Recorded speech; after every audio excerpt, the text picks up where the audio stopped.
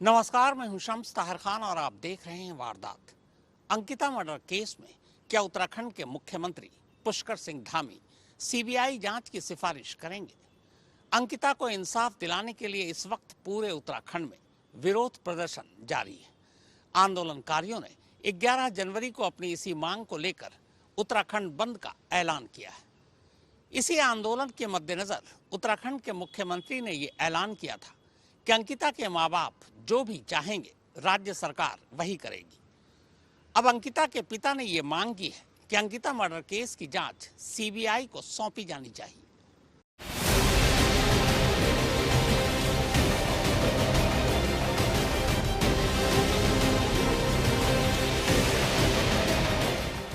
मैं राज्य के मुख्य सेवक के रूप में उनकी मां से, उनके पिता से बात करूंगा। बात करने के बाद कानूनी रूप से सभी चीज़ों का अध्ययन करने के बाद उनका जो भी हमारे लिए जो भी वो अपनी बेटी के न्याय के लिए चाहते होंगे हम उसको आगे बढ़ाएंगे। तो सीबीआई की जांच हम की मांग कर रहे हैं और जो अभी आज या कल जो है उर्मिला राठौर की जो वहाँ पे बयान होने हैं उस बयानों के दौरान जो भी होगा उसके बाद जो भी हम हल निकालेंगे या जो भी हम करेंगे वो हम बाद में करेंगे। तो सुना आपने, उत्तराखंड के मुख्य सेवक यानी मुख्यमंत्री पुष्कर सिंह धामी बाकायदा मीडिया के सामने ये ऐलान करते हैं कि अंकिता मर्डर केस की सच्चाई सामने लाने के लिए अंकिता के माँ बाप जो भी कहेंगे वो उसे माने। मुख्य सेवक ने ये बात एक बार नहीं बल्कि लगातार 2 दिनों में 2 बार कही। दूसरी बार तो बाकायदा वो जांच शब्द का भी इस्तेमाल करते हैं।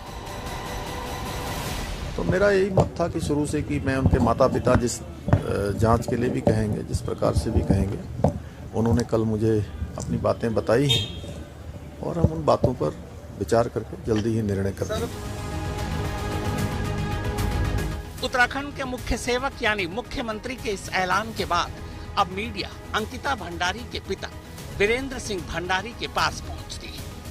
उन्हें बताती है कि मुख्यमंत्री ने ये कहा है कि अंकिता मर्डर केस की सच्चाई सामने लाने के लिए आप लोग जो भी कहेंगे सरकार मानेगी। अब अंकिता भंडारी के पिता वीरेंद्र सिंह भंडारी इस पर क्या कहते हैं ये भी आप जरा गौर से सुनिए। देखो, सीबीआई की जांच हम की मांग कर रहे हैं और जो अभी आज या कल जो है उर्मिला राठौर की जो वहाँ पे बयान होने हैं उस बयानों के दौरान जो भी होगा उसके बाद जो भी हम हल निकालेंगे या जो भी हम करेंगे वो हम बाद में करेंगे। तो सुना आपने, अंकिता भंडारी के पिता ये साफ साफ कह रहे हैं कि उन्हें सीबीआई जांच ही चाहिए।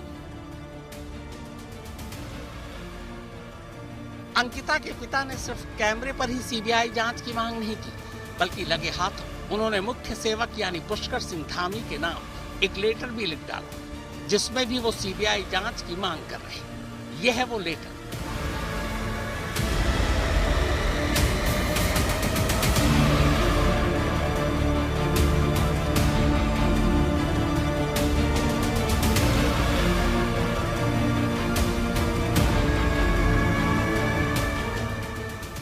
अंकिता के पिता की इसी मांग के बाद और राज्य में जबरदस्त विरोध प्रदर्शन को देखते हुए आखिरकार शुक्रवार की शाम मुख्यमंत्री पुष्कर सिंह धामी ने केस सीबीआई को सौंपने का ऐलान कर दिया।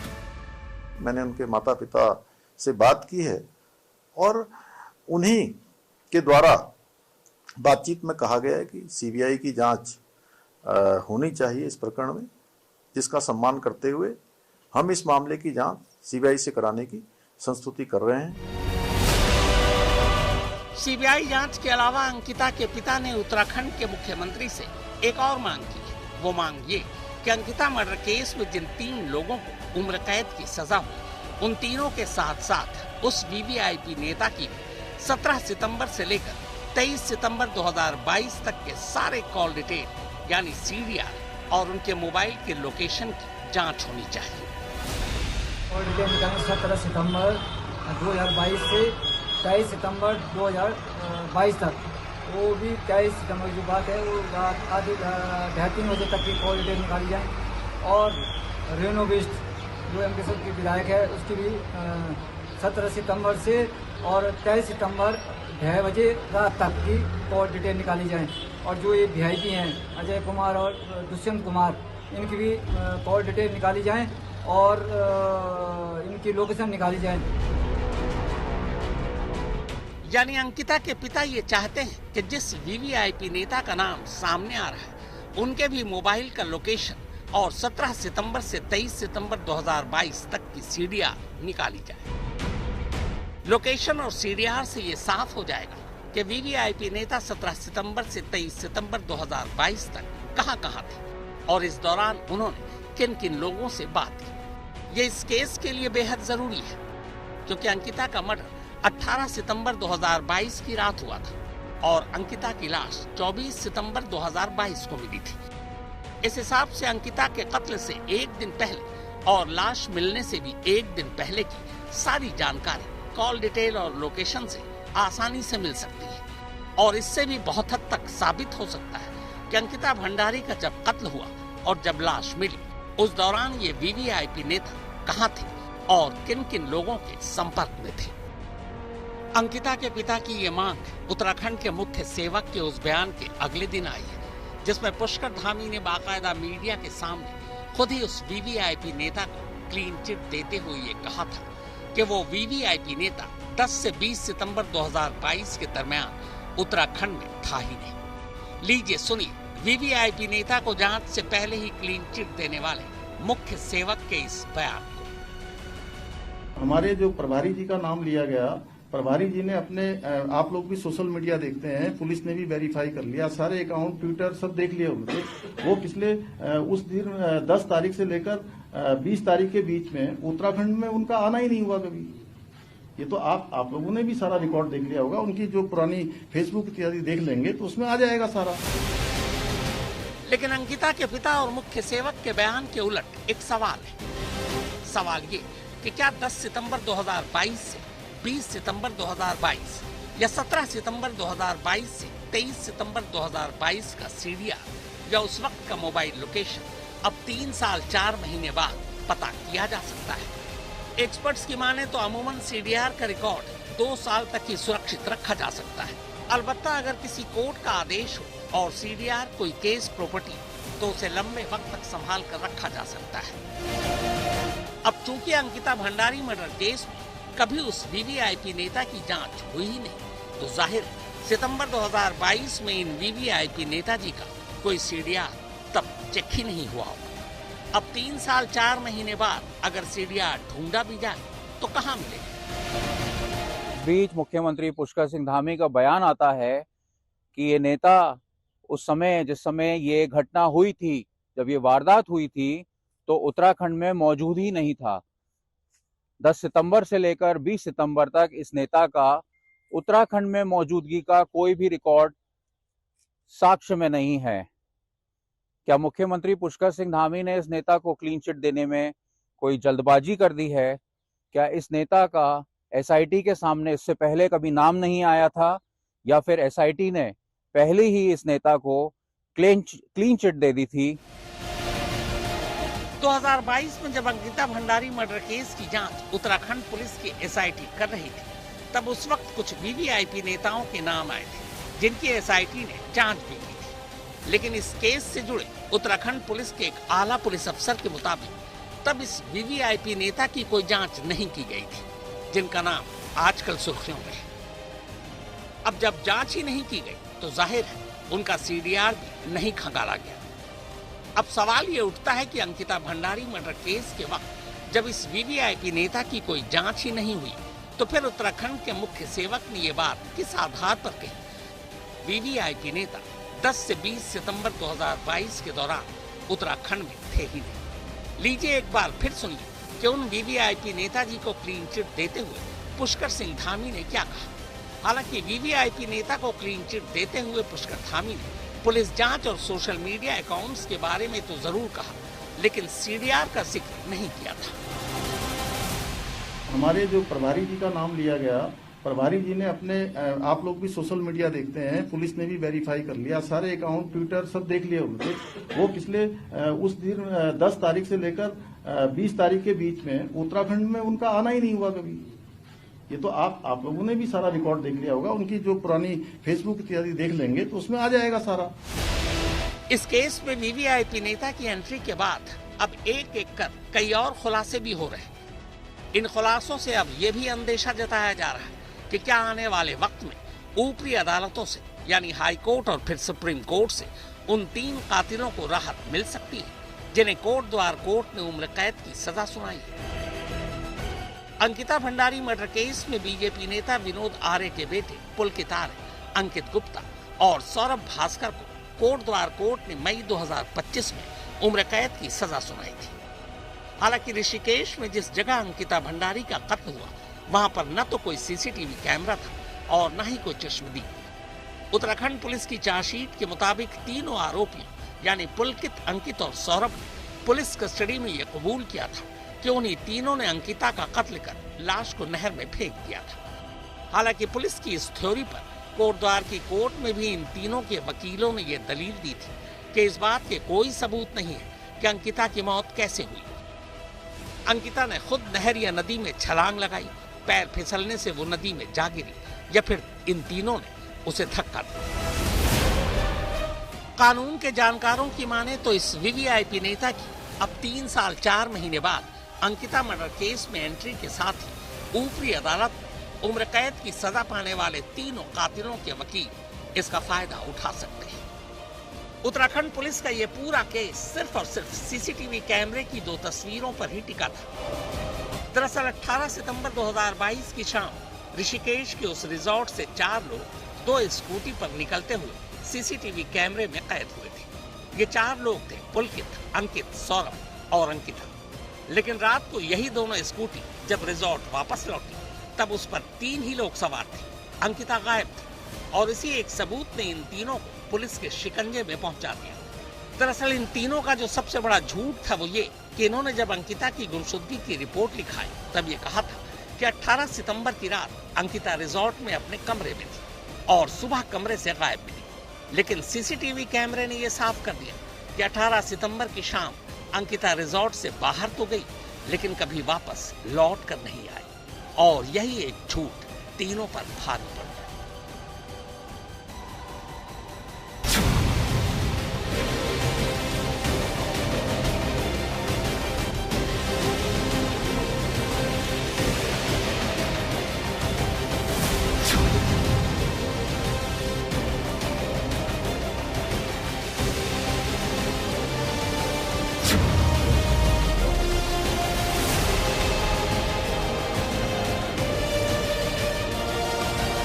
अंकिता भंडारी के कत्ल को 3 साल 4 महीने और तीनों कातिलों को उम्र कैद की सजा मिली 8 महीने हो चुके। तो फिर कत्ल के 3 साल 4 महीने और उम्र कैद की सजा के 8 महीने बाद अब फिर से उसी अंकिता भंडारी को इंसाफ दिलाने के लिए उत्तराखंड में जगह जगह ये भीड़ सड़कों पर क्यों उतर आई?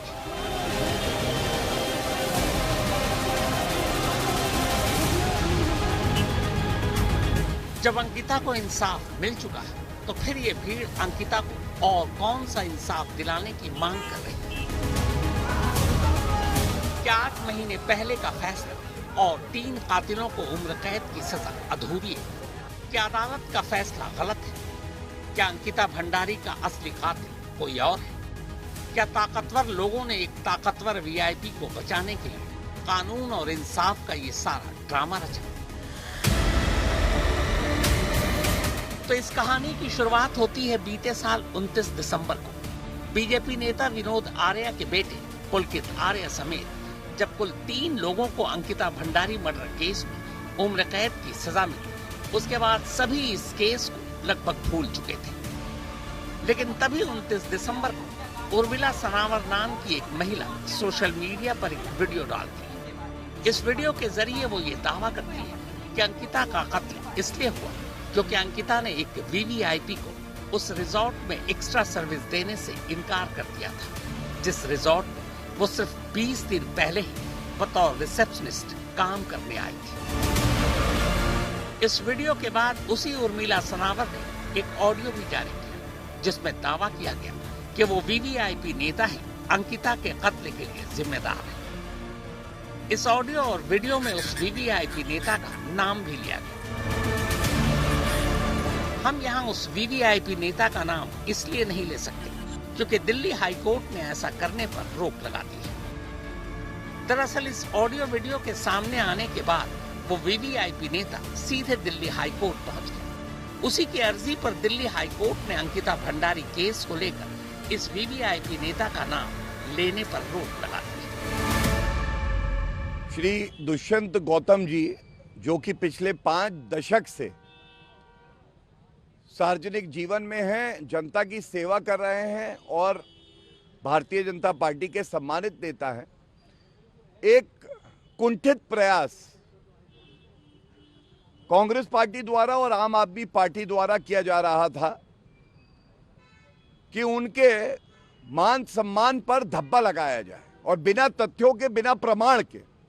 आज उच्च न्यायालय ने हमारी दलीलें सुनने के बाद एक आदेश पारित किया है जिसमें Indian National Congress through its president Mallikarjun खड़गे ji, Aam Aadmi Party through its convener Arvind Kejriwal ji को निर्देशित किया गया है कि ये जो डेफेमेटरी पोस्ट है इनको तुरंत अपने ऑफिशियल हैंडल से हटाएं और आगे भी ऐसा कोई आपत्तिजनक, मानहानि वाला पोस्ट नहीं डालेंगे, ये भी निर्देशित किया है। अब आइए उस वीवीआईपी नेता के नाम को माइनस करते हुए उस वीडियो और ऑडियो की थोड़ी सी झलकियां सुनते हैं, जिसकी वजह से उत्तराखंड में अचानक अंकिता भंडारी केस एक बार फिर से जिंदा हो उठा है और लोग उस वीवीआईपी नेता के खिलाफ कार्रवाई की मांग को लेकर जगह जगह धरना प्रदर्शन कर रहे हैं। दरअसल उर्मिला सनावर नाम की जिस महिला ने ऑडियो वीडियो के जरिए ये दावा किया है, वो एक एक्ट्रेस होने के साथ साथ खुद को हरिद्वार से बीजेपी के एक पूर्व विधायक सुरेश राठौर की दूसरी पत्नी बताती है। उर्मिला ने अंकिता भंडारी के कत्ल से जुड़ा जो ऑडियो जारी किया है, उसमें उसकी अपनी आवाज के अलावा जो दूसरी आवाज है वो उसी सुरेश राठौर की है। इसी ऑडियो में सुरेश राठौर उर्मिला को ये बता रहा है कि अंकिता का कत्ल क्यों और कैसे हुआ और बीजेपी का वो वीवीआईपी नेता कौन है।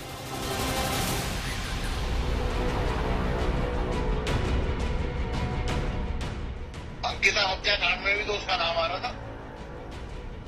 वो कौन वीआईपी था उस दिन हरिद्वार ठहरा हुआ था? वो कौन सा महामंत्री रात को जाने वाला उसे सुसाइड कर लिया? तुझे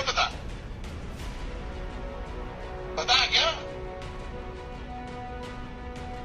अंकिता हत्याकांड में रात को जाने वाला था ये, किसी ने उसके बाप को मंत्री बनाया, ससुर को मंत्री बनाया था, विनोद आर्य को।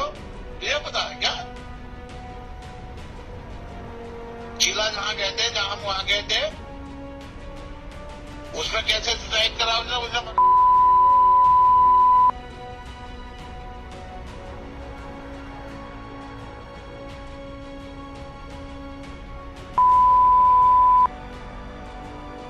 और सुन, ये यूनिवर्स है, ये भगवान है, सजा मिलती है, ये नहीं जल्दी मिल जाए। कभी कभी सजा मिलने में साल लग जाए, 2 साल, 4 साल भी लग जाए।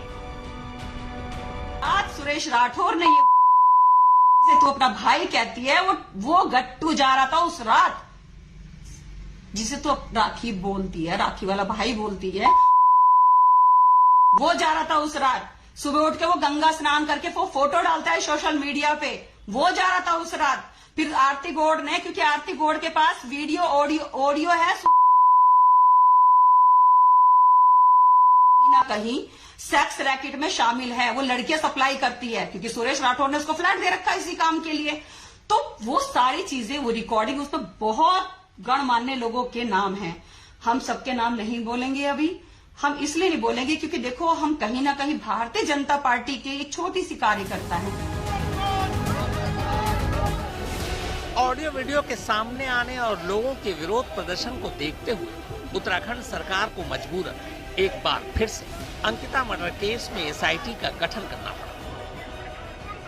एसआईटी ने बुधवार को उर्मिला सनावर से उनके ऑडियो वीडियो और दावों के बारे में लंबी पूछताछ की। अंकित शर्मा, देहरादून, आज तक। उत्तराखंड की रहने वाली अंकिता भंडारी ऋषिकेश में एक रिजॉर्ट में बतौर रिसेप्शनिस्ट काम करती थी। वो इस रिजॉर्ट में सिर्फ 20 दिन पहले ही आई थी। इसके बाद 18 सितंबर 2022 को अंकिता अचानक गायब हो जाती है।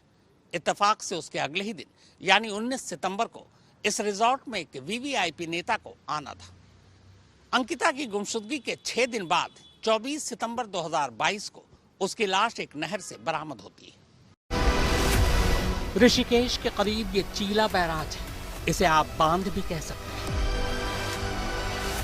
जरूरत के हिसाब से इस बैराज या बांध से पानी छोड़ा और रोका जाता है। वो 18 सितंबर की रात थी जब ठीक इसी जगह से 19 साल की अंकिता भंडारी को पानी में फेंका गया था, वो भी जिंदा। बैराज के इसी पानी में अंकिता, या यूं कहें कि उसकी लाश पूरे 6 दिनों तक डूबती, तैरती, फंसती रही। फिर आखिरकार छठे दिन इस बैराज से करीब 8 किलोमीटर दूर चीला पावर हाउस के करीब अंकिता की लाश बरामद हो जाती है। अब सवाल यह है कि 6 दिनों में अंकिता की लाश सिर्फ 8 किलोमीटर दूर तक ही क्यों पहुंची? तो जवाब यह है कि अगर बैराज के पानी को कम न किया जाता तो शायद अंकिता की लाश कभी मिलती ही नहीं, और यही कातिल चाहते थे। मगर शुक्र है कि न सिर्फ अंकिता की लाश मिली, बल्कि इसके साथ ही ये खुलासा भी हो गया कि अंकिता को मारा गया है। मारा गया है क्योंकि वो एक ऐसा सच उजागर करने जा रही थी जो कातिलों को कतई बर्दाश्त नहीं था।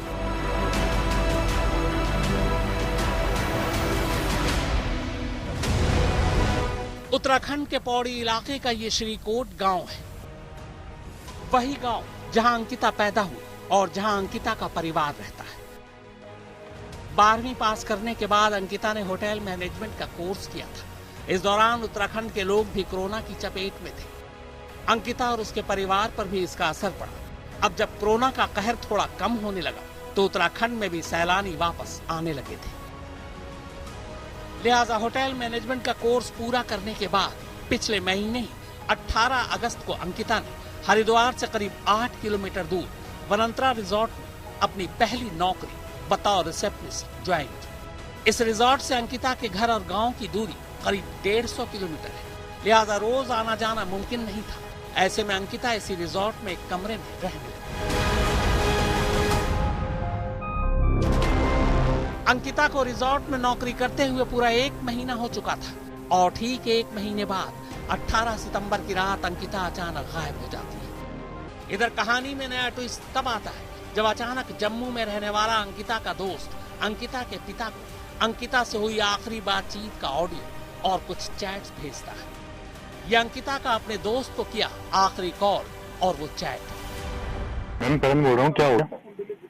प्लीज मेरे को पले जा दो दुकान तक। चल चलो गाड़ी घुमा, चल नीचे नीचे चल, नीचे चल। अरे चलना, आ रहे हैं हम, आ रहे हैं 2 मिनट।